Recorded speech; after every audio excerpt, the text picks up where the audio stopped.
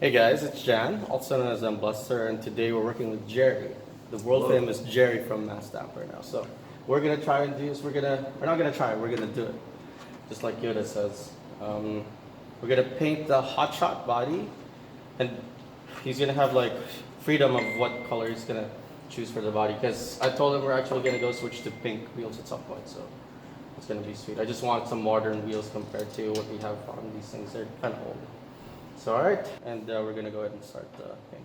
These are the wheels that we're actually gonna be using. So you can see it's like super bright pink.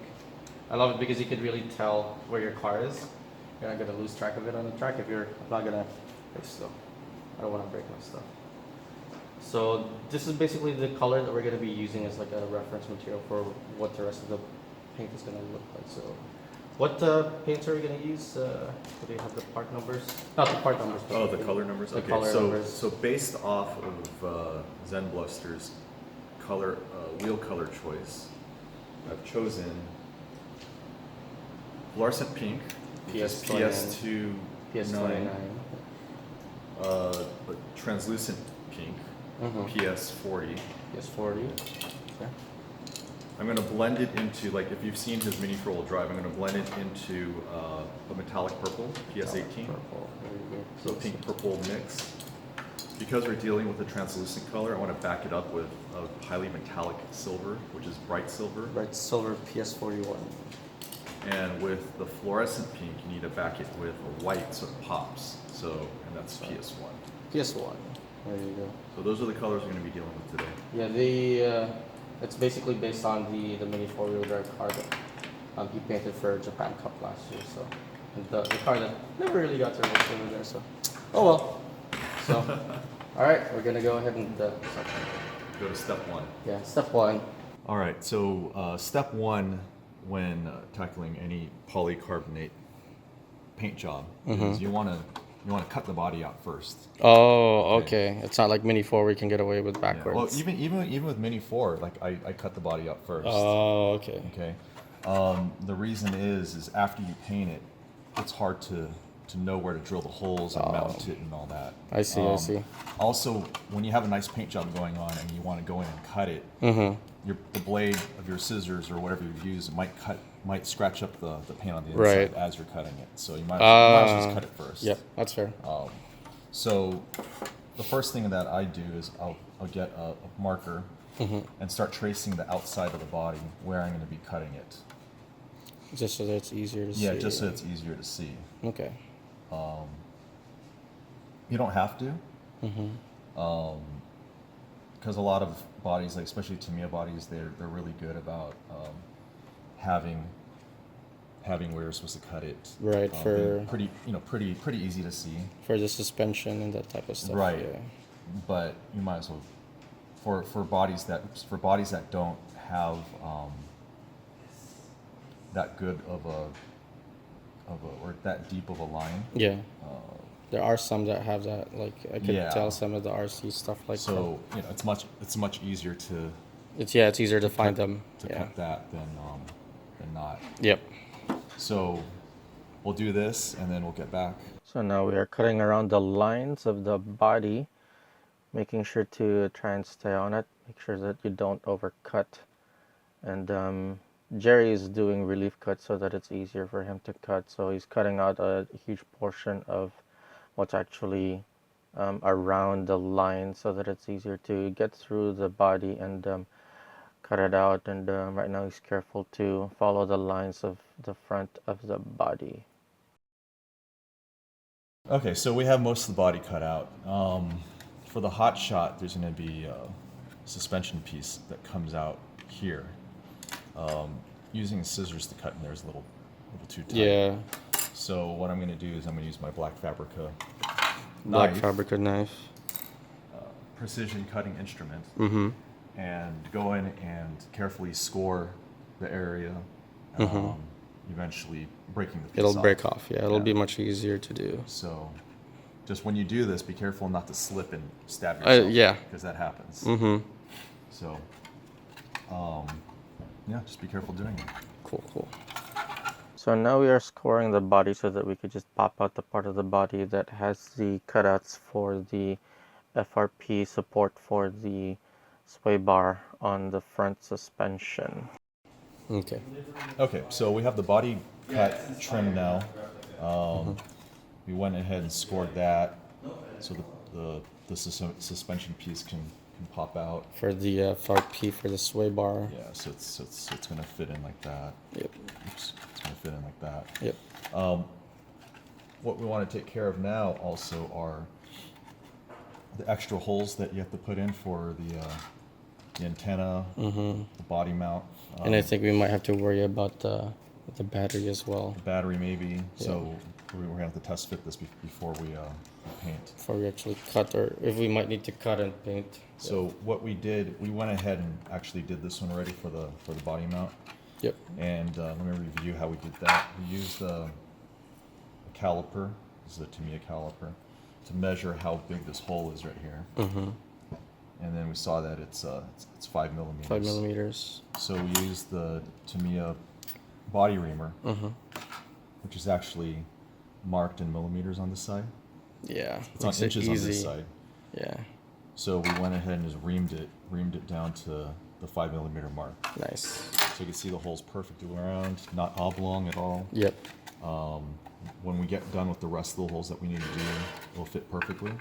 So what I'm going to do now is I'm going to go in and measure how big the holes are supposed to be for the other holes and ream them accordingly. Okay. So, Cool. so we got those. So let's go ahead and test fit it. So this goes. Oh wait. Oh, Crap. crap. Or we could probably twist it. Go a little bigger, Yeah. Twist it around so that it goes around it. like that. Yeah. Does it hook in? No, it does not, does it? All right. So we're gonna have to make it 6 or something? Well, we might as well measure it. Yeah. Didn't even think about that. That's true. That's 7. 7. Okay. So this one will be 7. Okay. There we go. Nice, nice. That one. And Yeah, there's a lot of cabling, huh? there's a lot of cable going on over there. Maybe we could route the cable around it and up instead. What do you think? I think we could try and route the cables through here. Yeah, probably. Okay.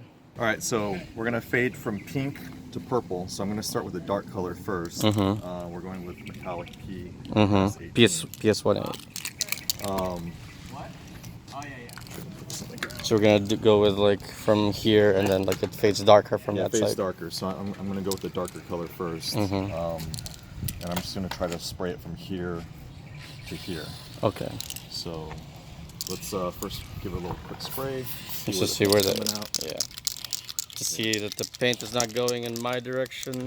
Oh, also, if you want smoother spray, put your paint can in hot water. Oh. Let the paint warm up. It'll come out smoother. We didn't do that. Yeah. We didn't do that today. It's a hot day anyways. It's a hot day. So yeah, it's not too terrible. It's really windy right now, so we gotta be careful. So.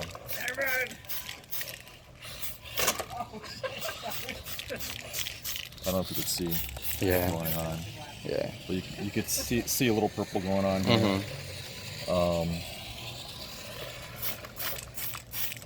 I'm actually painting this way right now and letting the overspray actually hit the body. Okay. If there's not enough, then I'll start spotting. Yeah, start moving the paint in a little bit. So I'm not actually painting at the body. Oh, through it, past it. Yeah, I'm painting just past it, and that lets us avoid getting too much paint, more paint than we want for the effect that we're looking for. Okay. Looking pretty good. Just want to make sure it's pretty even on both sides. So it looks pretty good. I want the back part to be a little bit more solid, so I'm gonna hit it like one more time. I think that's good. That's pretty good. That's good for now. Thank you. All right. Move on to the next color. Yep. So to get a more smooth gradient from pink to purple, I don't think I mentioned this earlier, but we're going to use PS45 as well. It's translucent purple. So same thing. So So I'm gonna go. Basically, I'm gonna be spraying where we just sprayed, and then work the paint in. So basically, it'll be towards the middle. Yeah. So.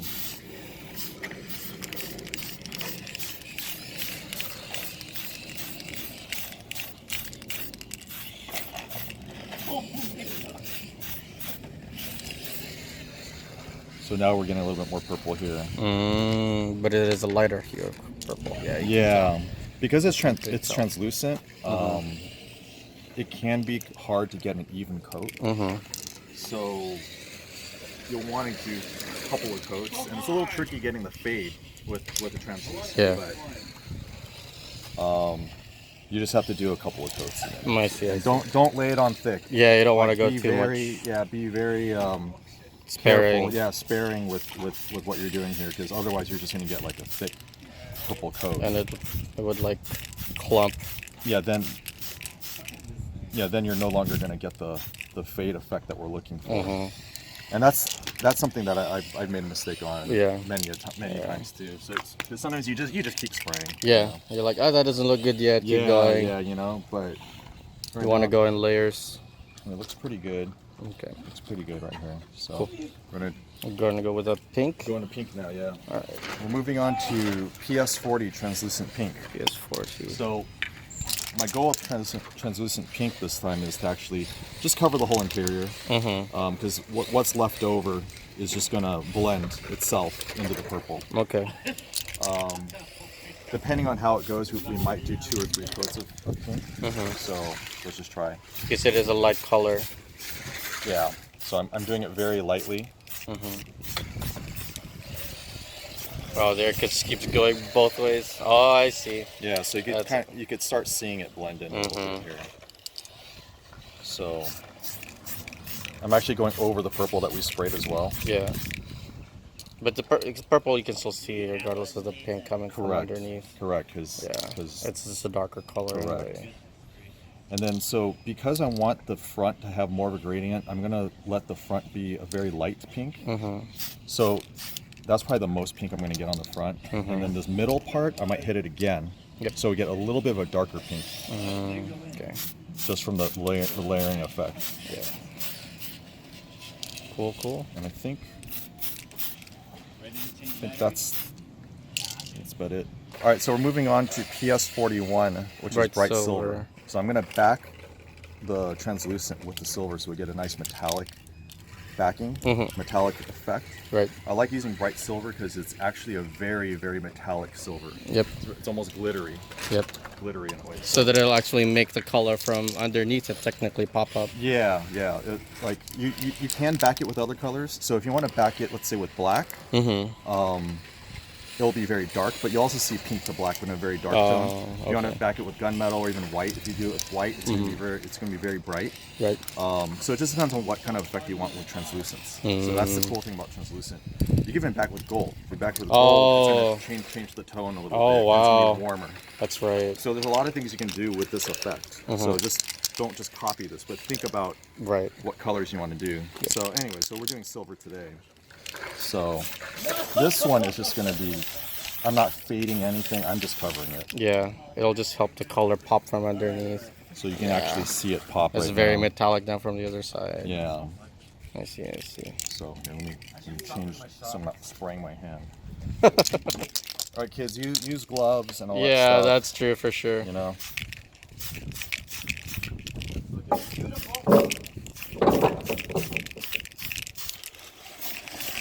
You don't want to breathe the stuff in, but Tamiya paint smells so good. Really good. Yeah. It smells so good. They know what they're doing. They know to how make to it smell look better. Real good. Yeah. So that's the effect that we have so far. Yeah. They want to make you buy more paint. That's why they do it like that. The fade is done, backed by silver. I had masking tape here for a stripe. For the pink stripe. Yeah, the pink stripe. So I went ahead and peeled it. We're going to go with the fluorescent pink PS29. Nice. Fluorescent is a lot like translucent paints that you have to do multiple layers to get the effect that you want. Oh, But you also have to be careful not to overdo it. You do too many layers, then it's not fluorescent anymore. Yeah, it'll just thick. This brightish kind of pink, but it's not that fluorescent pink that you want. So it's a judgment call. A lot of it, like everything that I've told you in the last video, if you've seen it, it's just you just have to learn through experience. Right. So right now I'm just gonna do a light coat on both sides and I'll let it dry, and then I'm gonna hit it probably with a second coat, and then we'll see how it goes. I see. So right now, all right. Then if we need to paint it with white, we'll probably do that. Yeah, we're gonna back this with white for sure. Just don't know how many coats of fluorescent we'll want to do. So that's the first coat. It's very light. Yep. It's definitely not enough. Yeah. So we're gonna let it dry a little bit, and then We're gonna go again. Yeah. Okay.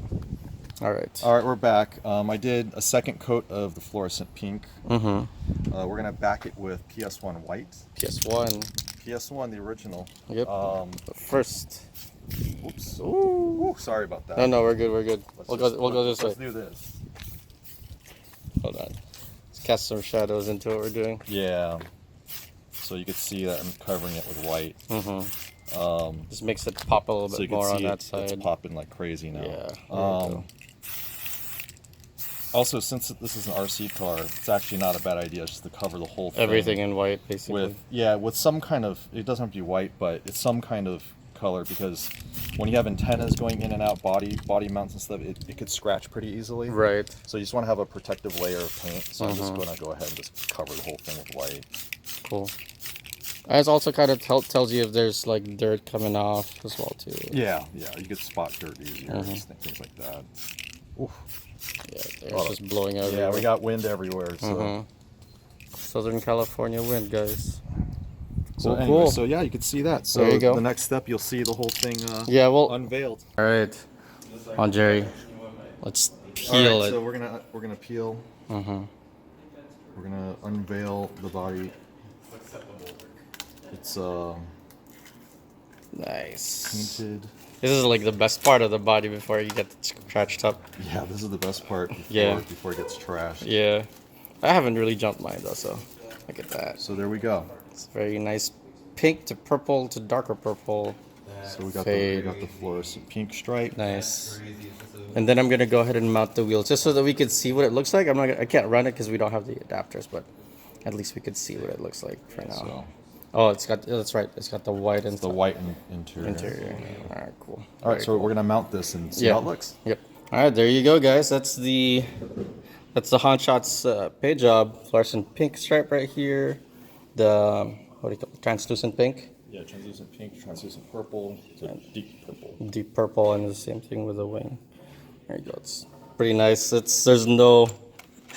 There's no other guy who has like this paint job, I would say, for a Hot Shot other than me. Pretty unique for a Hot Shot. Pretty unique for a Hot Shot. Pink wheels too. So one of my friends, Jeff, actually came in through the clutch, with adapters. That we have the plastic ones right now mounted here, so we could actually run this car so you guys could see it go. Cool. Thank you again, sir. Thank you. You're welcome. Thank you so much. Thank you so much. It looks awesome. And we're also gonna sticker tune it too. So we're gonna put the photos in.